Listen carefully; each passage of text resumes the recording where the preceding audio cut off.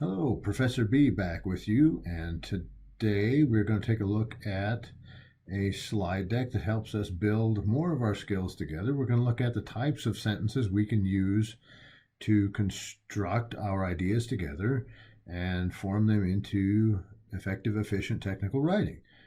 Short slide deck, and we'll look at some examples of these type of sentences and how we might use them to make us better writers. Here we go, and buckle up and have some fun. All right, here we go. Building a sentence. I am Professor Luke Buckley, and we are going to continue building our skills. I like to say building a toolbox, which helps us to be better practitioners at writing. Okay? Introduction. Always know your audience. Figure out what pieces you need to use in your writing, and then jump on in. Okay? The basic pieces to any sentence. Any sentence can be broken down into three essential objects. A subject, which is a person, place, thing, or idea, which we know from our previous slide decks, we call it a noun. A verb, some action, so it does something, and then a direct object to something. Any sentence can be boiled down into something that does something to something. You'll look for these patterns. And as a writer, you need to make sure that you include these anytime you're doing your writing. Our clauses are our biggest players in writing sentences. Clauses can be made up of phrases, words, letters, punctuation.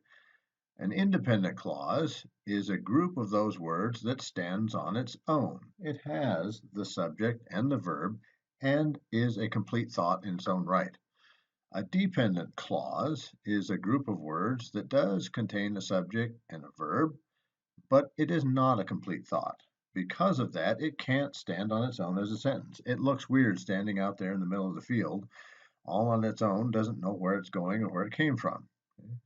To be effective and efficient, we must attach it to an independent clause to make a sentence that makes sense. Okay? Our very first type of sentences, we're going to look at four in this particular presentation. The first one is a simple sentence. A simple sentence is very simple indeed. It contains one independent clause. Let's look at an example.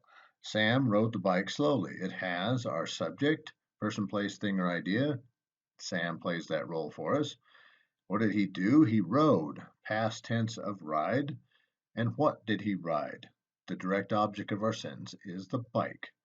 And we know from our 8 parts of the English language that slowly with that ly suffix is an adverb. So it describes how Sam rode. Now we have another one, a little bit more complex, but still a simple sentence. Sam and Becky, we've made a compound subject with the coordinating conjunction and, rode their bikes slowly. So we have a subject, a verb, and a direct object. And if we step it up a little more complex, but still simple sentence, we have Sam and Becky rode and pushed their bikes and skateboards slowly. One independent clause, a compound subject, a compound verb, and a compound direct object, all using the coordinating conjunction and, but remaining simple. And let's step it up a little bit more and look at a compound sentence. What might this be? Well, we have to start with, to be a sentence, obviously one independent clause. To it, we're going to add another independent clause to make it compound, more of the same. Let's look at an example. We have our sentence from the first slide, Sam rode the bike slowly, and we have another independent clause, he threw the newspaper onto the porch. We have our subject, he, which we know is an antecedent pronoun referring back to Sam. Threw is our verb, and our direct object is newspaper, and then a prepositional phrase onto the porch to modify where it was thrown. To connect our two independent clauses, we must use a coordinating conjunction, remember fanboys, and to do that we also need a comma. So after the first independent clause comes the comma, the coordinating conjunction, and then our second independent clause. We also could use our friend the semicolon to replace the comma and the coordinating conjunction. That would also be appropriate here. Let's look at our third type. The third type of sentence is a complex sentence. Complex indicating that we might add something different. The more complexity something has, the more interesting stuff we'll find. So we will start with, since it's a sentence, we have to have our independent clause. To that now, we will add a dependent clause, makes it complex. I think we have an example coming up. Sure we do. We have our old friend Sam riding his bike again, but now we have a dependent clause attached to the end of the sentence because his car was in the shop. Because being our subordinating conjunction, his car was in the shop. So the car was our subject, car is our subject, was is our verb, in the shop is a prepositional phrase telling us where. Okay? And then the dependent clause formed by adding because. We can also put our dependent clause first. When we do so, we must add a comma to set it off because all introductory words, phrases, or clauses in the English language must be set off from the rest of the sentence by a comma. Our final type of sentence, the most intricate, and its simplest form is two independent clauses added to one or more dependent clauses. So this gives us a compound, complex sentence. Let's see if we can have an example of this too. We have Sam riding his bike slowly, and he threw the newspaper onto the porch because his car was in the shop. Sam rode the bike slowly is one independent clause. He threw the newspaper onto the porch is another independent clause.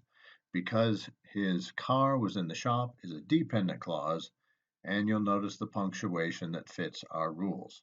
Okay? At its simplest form, a compound complex sentence. Now you can go on and have more dependent clauses and more independent clauses here, but this is the base form of the compound complex sentence. You have to evaluate if you start adding more and more clauses to the sentence that maybe you should put them into their own sentences. But that is up to you as the writer. Always keep your reader in mind. If it gets too crazy, they won't understand what you're trying to say to them. Okay? So that's the end of this short slide deck. Always, always, always work hard to make sure your audience understands what you're talking about. And to bring that point home, I put this little picture of a bee I caught. Work as hard as this little bee does, collecting all the pollen and taking it back to the hive. All right. So this is the end of our slide deck here. Well, that was interesting. Now we understand that there are four types of sentences in the English language: simple, compound, complex, compound complex. And we now know how they fit, what pieces we use to make them, and we can become more efficient, better technical writers because of that. Bear in mind that Professor B always thinks this is a great pop quiz question, great for tests, great for on-the-spot evaluation as part of our daily work in class. So learn it, understand it, know it, and let's move on to the next topic. Have a great day. Professor B out.